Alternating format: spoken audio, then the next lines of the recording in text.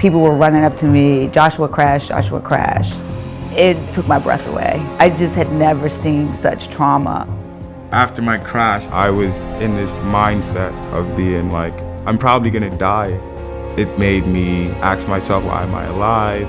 How could my face look like this? I was very torn up and broken.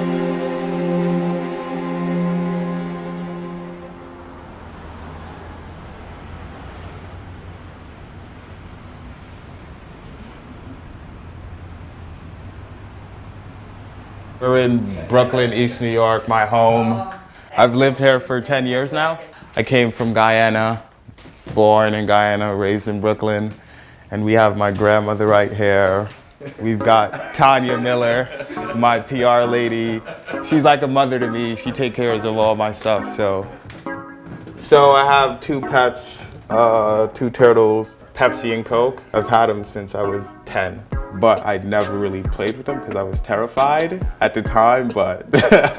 So this trophy right here is from the 2012 Graveyard Series, which was held out in Floyd Bennett Field. I was in the 8th grade around that time, and I was racing against guys twice my age, grown men, adults. It means a lot to me because this was my first ever really big win. You know, he comes from a hard-working Guyanese family. They came to this country to live the American dream, and this is great. One generation later, they have a 2020 Olympic hopeful. I mean, that's why people come to this country.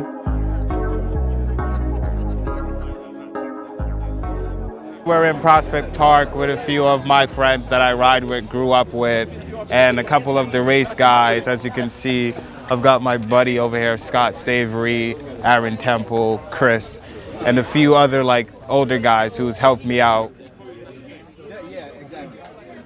I was connected through this community of cyclists through my older coach, Randolph Toussaint. He was already a part of it, and he just slowly introduced me to everyone, and I won their hearts, and here I am today with everyone. The Major Taylor race team is a local amateur race team in Brooklyn, New York.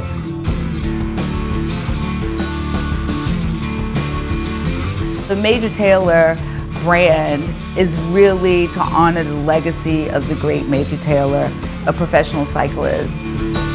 Major Taylor is a hero to me. He's a pioneer for African Americans in the sports, and he led the way.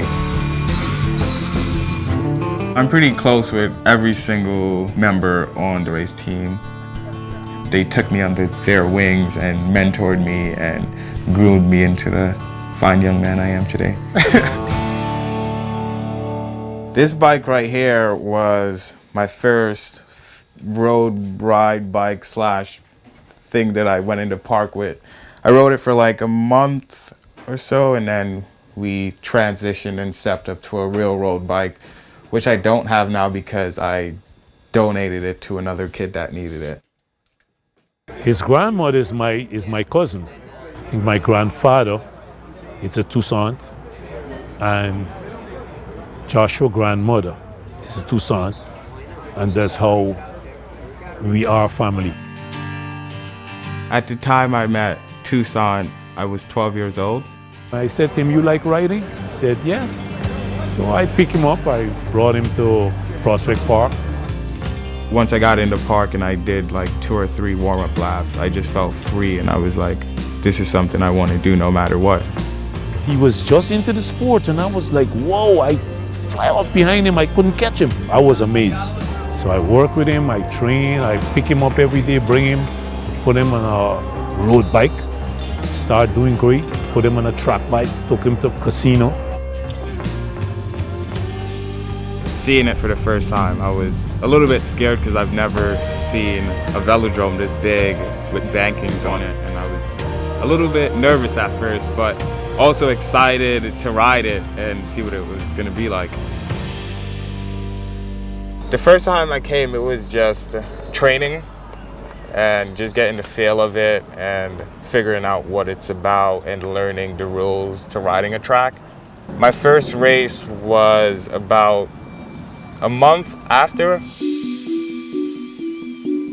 I did my first race when I was 13. This was a category 5 race, beginners. I was 13 years old, packed all my stuff up, got on the train and headed out to Queens to do a bicycle race at like 5 a.m. in the morning. First time I probably remember seeing Josh race was out at the track, and he was the littlest one out there. And he was crazy strong. It was a great experience because the first time I raced, I won every single event, and it just motivated me to come back for more. Come on, Joshua! When I was 13, 14, I was winning stuff. Come on, Josh! I was really like hungry and wanted to do every single race out in New York.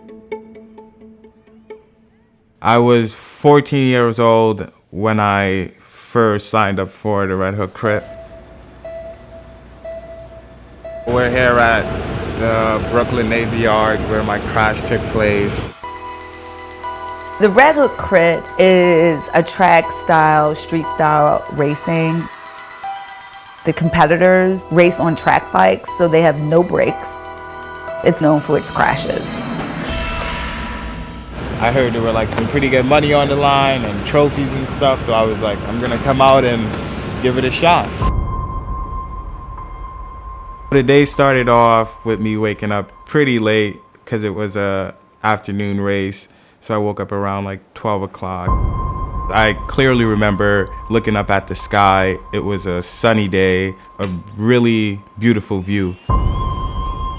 When I got there, I was completely surprised because the event was packed with people. I saw a few of my friends. They were like, man, you're out here, you're gonna kill it today, man, good luck. And I went to the start line to do the first qualifying heat.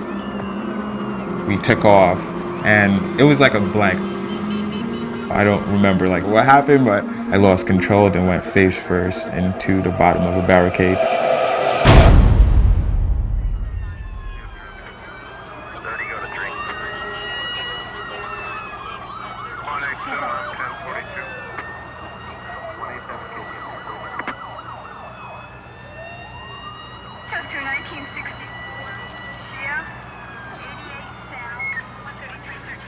I got a call from Tanya telling me that he had this accident and it looks very serious, and I rung up his father and we went to the hospital and met him. It was very shocking what we saw.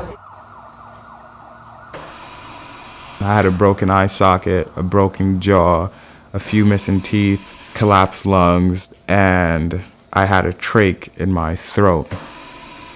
Because there was so much swelling around his brain and they weren't sure if there was any damage, they kept him in this medically induced coma for a couple of weeks. It like took my breath away. I just had never seen such trauma.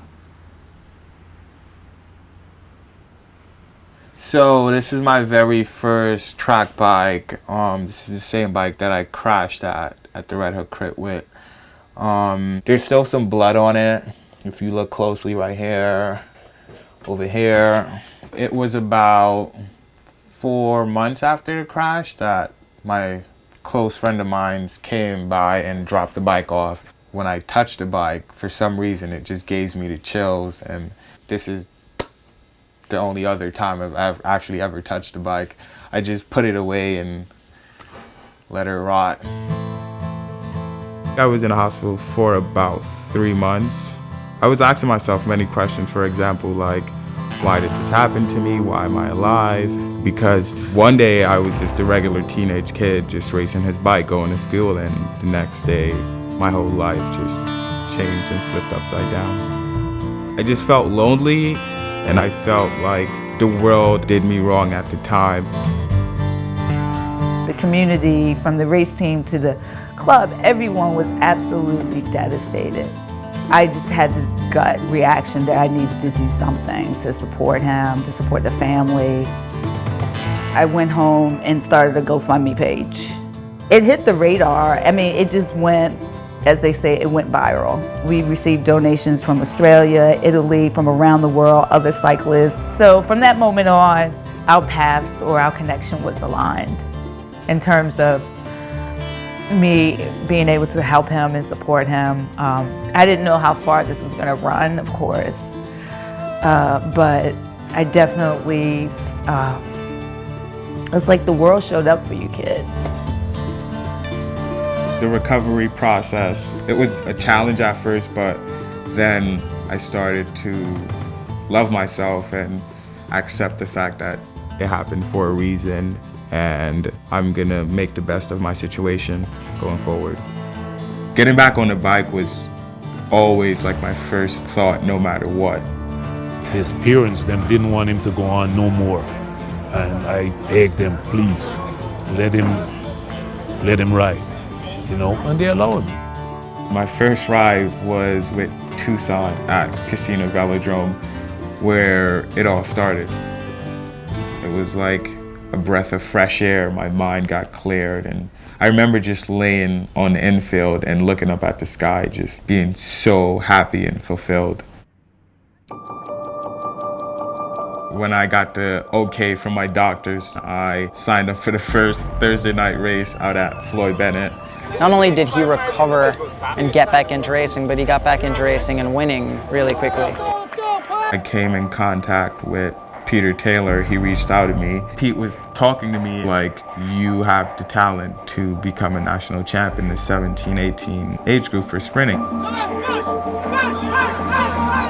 He was like, we're gonna train for it and we're gonna go all out.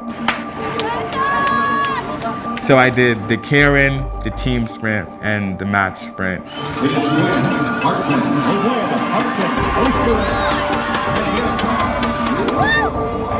The silvers all came from nationals, 3 silvers and 1 bronze. After the junior championships, I was invited to be the starter for the elite team sprint for the elite men's national. This is my first ever team sprint with the big boys. We got second and we were like, okay, we're gonna go forward and stick together. The national head coach, Bill Huck, invited me to train full-time as a professional athlete. I felt like I would be a fool to not take that opportunity. The day of Elite Track Nationals, we had pressure on us because we trained all year for this one event, so we have to win. The first ride, it started off a little rough. Our second ride, tensions were high, and coming into that final ride, it was very special to me because we actually sat down as a team and came up with a plan to help win. Being at the start-finish line, I look over to my right and I see Dominic Swozey looking at me. He nods his head. The timer is counting down 5, 4, 3, 2, 1. I just shoot out of the gate. After completing my task of doing the fastest first lap, I swung up track and I could feel the energy and I could hear the crowd when I looked up at the board with the results. It was very exciting.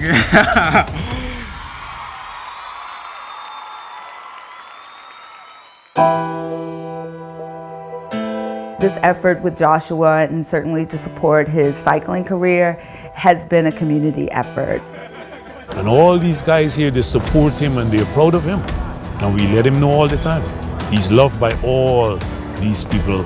I have a great support team behind me, and I'm just thankful for that. I think he's gonna go a long way. I can't wait for the Olympics or, to see what he's really gonna do. My main focus right now is getting to the 2020 Olympics team sprint. My scar had a major effect on me because everyone would stare and look, and it was a challenge at first, but it motivated me down the line because I would wake up every morning and look at myself in the mirror and be like, it's a part of my journey in life, so only thing I could do is embrace it.